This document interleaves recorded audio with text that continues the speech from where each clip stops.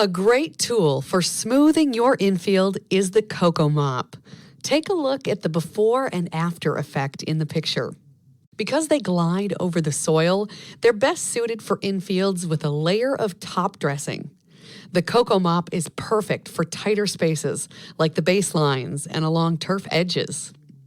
Their flexibility also makes them a good choice for the pitcher's mound, since they'll easily conform to the shape of the mound. Feel free to use the Coco Mop for in-game touch-ups as well as pre-game prep.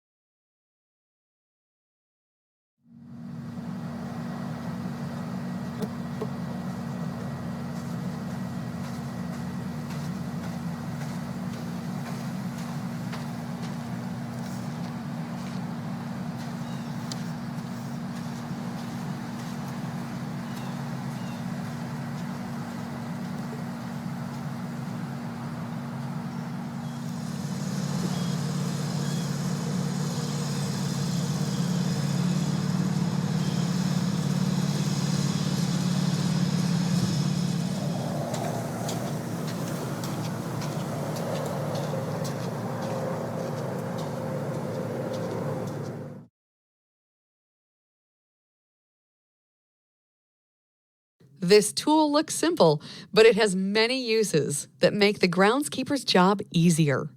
It can work like a road grader for leveling with its stainless steel cutting bar, and it's also rugged enough to cut down high spots. The beveled back edge makes it easy to let soil feather under the board so you can fill in low spots. It's the back bevel and its 54-inch width that makes the level board ideal for grading your infield skin. It's also effective at redistributing infield top dressing and bringing soil away from turf edges. It really is an indispensable infield tool.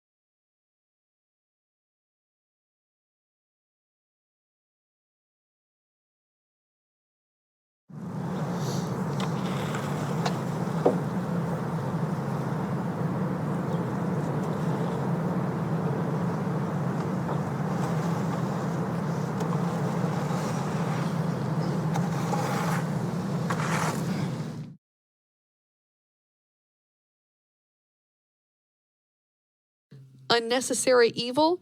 Some groundskeepers think so, and many of them have the blisters to back it up. But when it comes to maintaining high traffic areas around the mound and home plate, the tamp is needed. Remember, a large tamp plate might seem like a good idea, but it's the smaller tamp plate that packs maximum punch, concentrating all of your packing power into the smaller footprint.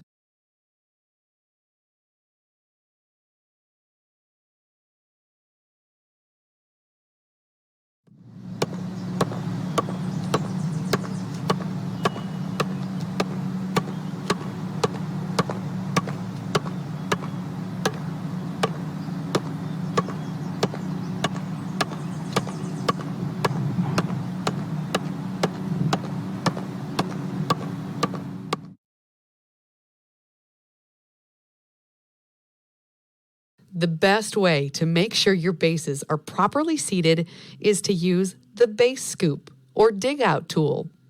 This tool is used to remove any soil or top dressing from your base anchors. The dig out tool helps you seat the base properly, nice and level, flush with the infield skin.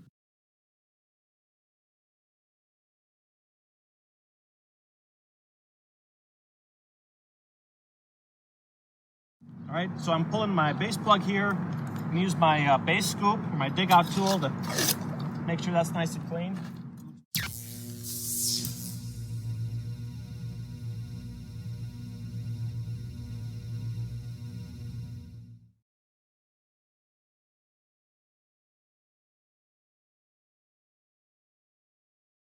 The double-edged trapezoidal blade of the scuffle hoe or hula hoe is great for slicing off grass and weeds at or below the surface along your turf edge. You can also use this tool for shaving down high spots on clay areas.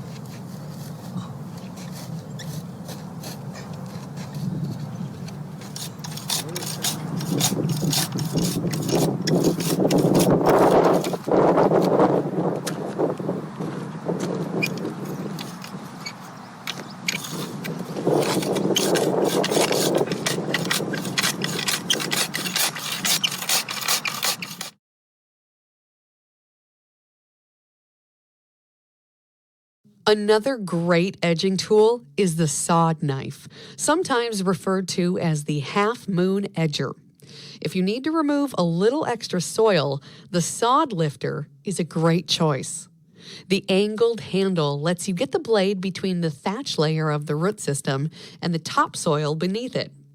Pushing back and forth will cut through the roots, so you can just lift the sod away. It's important to keep both the sod knife and the sod lifter sharp. Use a grinding wheel to keep them sharp and effective.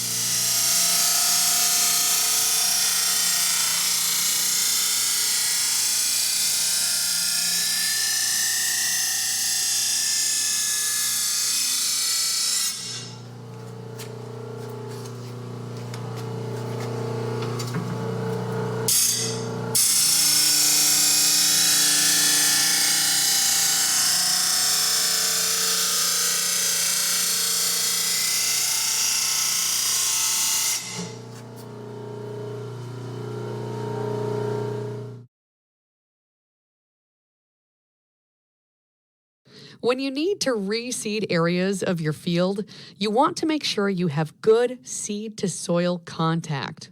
The overseeder will loosen the soil just enough to let the seeds in, which is crucial for the germination process. You can also use the overseeder to loosen soil along the turf edge to help with lip management. After loosening the soil along the turf edge, you can use a fan rake to pull that material out. See, we're back to rakes, one of the first tools we talked about. Many of these tools are used in combination to achieve many groundskeeping tasks.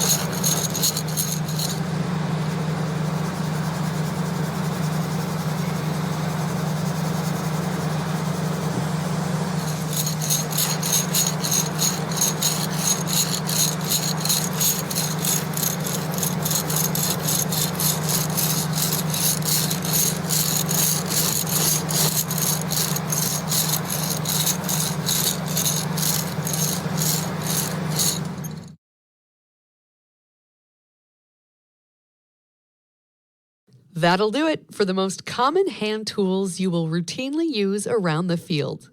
Of course, there are other tools that will come into play for specific tasks, and we'll talk about those as needed throughout the lessons. If you want to review any of these tools discussed in this introductory lesson, now is a great time. Otherwise, if you're ready, let's get you started on field with the next lesson.